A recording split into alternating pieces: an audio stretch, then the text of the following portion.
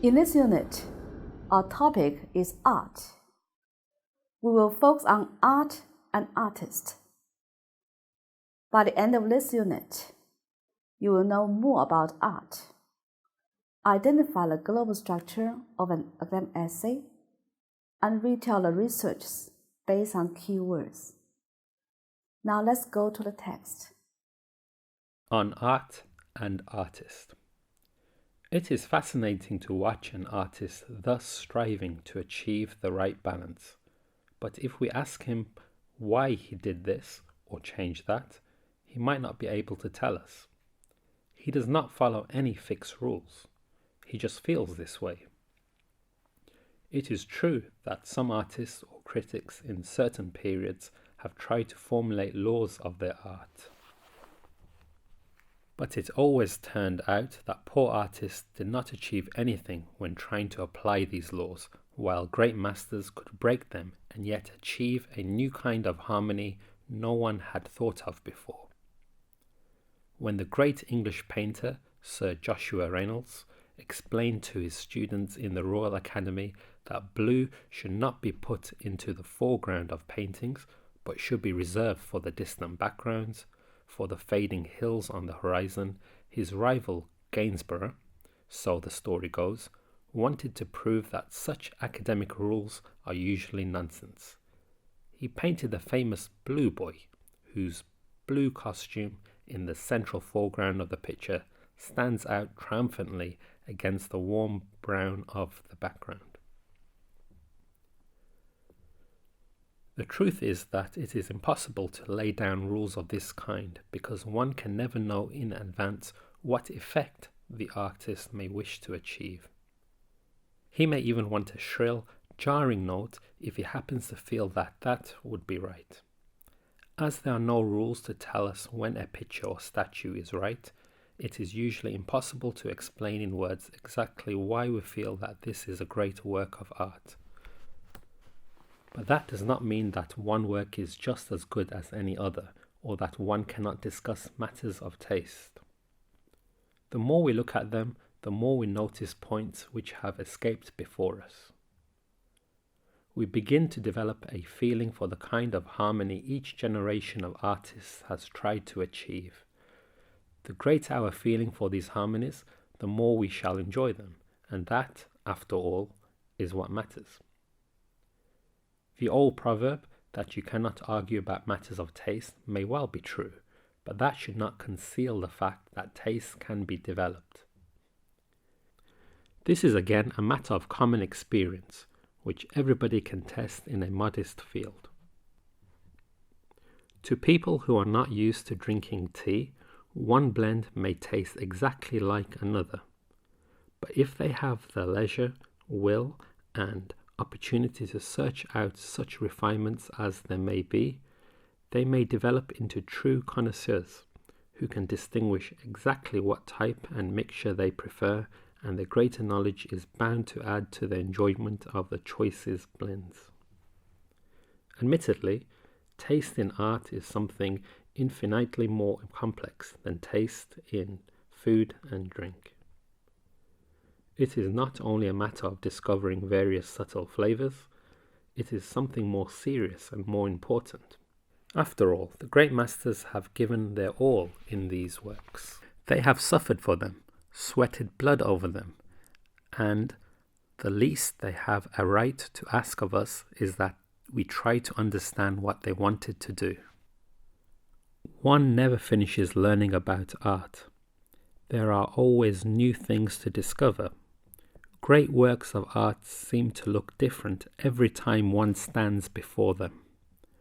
They seem to be as inexhaustible and unpredictable as real human beings. It is an exciting world of its own, with its own strange laws and its own adventures. Nobody should think he knows all about it, for nobody does. Nothing, perhaps, is more important than just this. That to enjoy these works, we must have a fresh mind, one which is ready to catch a hint and to respond to every hidden harmony. A mind, most of all, not cluttered up with long, high-sounding words and ready-made phrases. It is infinitely better not to know anything about art than to have the kind of half-knowledge which makes for snobbishness. The danger is very real. There are people who are always haunted by the fear that they might be considered uneducated if they confess to liking a work which seems too obviously pleasant or moving. They end by being snobs who lose their true enjoyment of art and who call everything very interesting, which they really find somewhat repulsive. Knowing something of the history of building, of picture making, and of statue making helps us to understand why artists worked in a particular way or why they aimed at certain effects. Most of all, it is a good way of sharpening our eyes for the particular characteristics of works of art and of thereby increasing our sensitivity to the finer shades of difference. Perhaps it is the only way of learning to enjoy them in their own right, but no way is without its dangers. One sometimes sees people walking through a gallery, catalogue in hand. Every time they stop in front of a picture, they eagerly search for its number. We can watch them thumbing through their books, and as soon as they have found the title or the name, they walk on. They might just as well have stayed at home, for they have hardly looked at the painting. They have only checked the catalogue. It is a kind of mental short circuit which has nothing to do with enjoying a picture. People who have acquired some knowledge of art history are sometimes in danger of falling into a similar trap. When they see a work of art, they do not stay to look at it, but rather search their memory for the appropriate label. They may have heard that Rembrandt was famous for his chiaroscuro, which is the Italian technical term for light and shade, so they nod wisely when they see a Rembrandt, mumble, "Wonderful chiaroscuro," and wander on to the next picture. We are all apt to succumb to such temptations.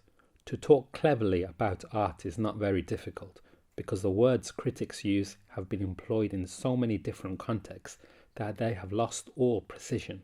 But to look at a picture with fresh eyes, and to venture on a voyage of discovery into it, is a far more difficult, but also a much more rewarding task. There is no telling what one might bring home from such a journey. Hello, this is Yang Fang from Tsinghua University. Today I have invited two students to come to talk about art and artists.